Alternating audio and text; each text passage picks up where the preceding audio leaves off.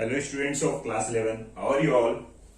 So I think you all are fine. So we will see one more topic of the next chapter. It means running chapter, that is what work energy power. So this topic is conservative force and non-conservative force. Which force is known as a conservative force and which force is known as a non-conservative force. देखिए कुछ force ऐसे होते हैं जो initial and final path पर, initial and final position पर depend करते हैं, और वो फिर चाहे कैसे भी जिगजैग पाथ से जाए उस पर डिपेंड नहीं करते, सिर्फ initial position and final position पर डिपेंड करते हैं। कुछ फोर्सेस ऐसे होते हैं जो सारे टोटल पाथ पर डिपेंड करते हैं, मतलब इनिशियल टू फाइनल जितने भी पाथ, जितने भी पोजीशन आती जाती हैं, सब पोजीशन पर डिपेंड करते हैं। तो ऐसे फोर्सेस को जो सिर्फ इनिशियल एंड फाइनल पोजीशन पर डिपेंड करते हैं, ऐसे फोर्सेस को हम बोलेंगे conservative force.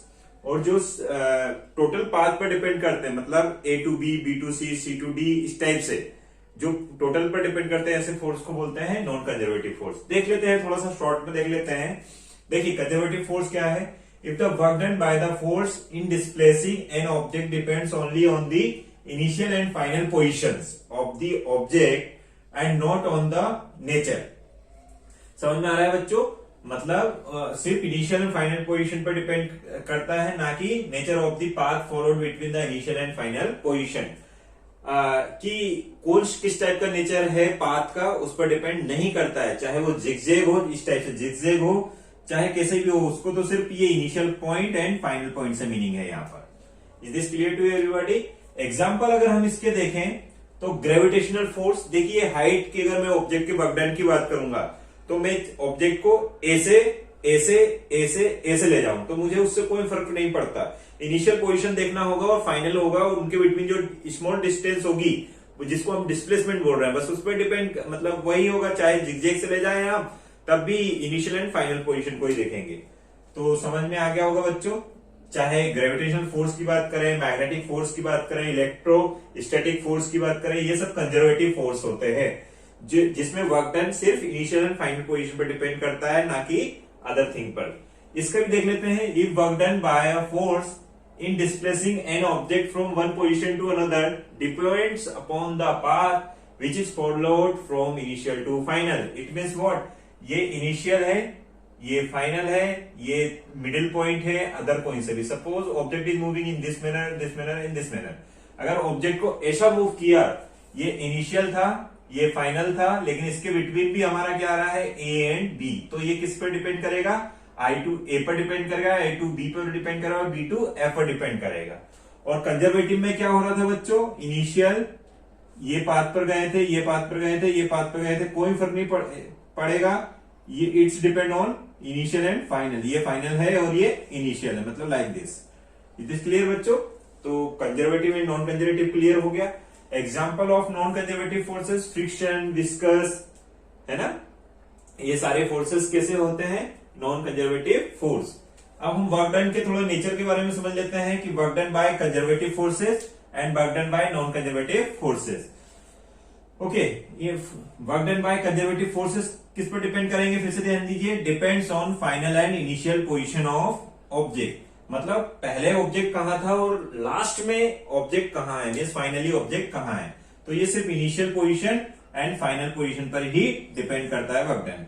Is this clear? Second देखते हैं। For any closed path, round period की बात कर लेते हैं। नेटवर्क जो होगा हमेशा क्या होगा बच्चों? जीरो होगा। यस।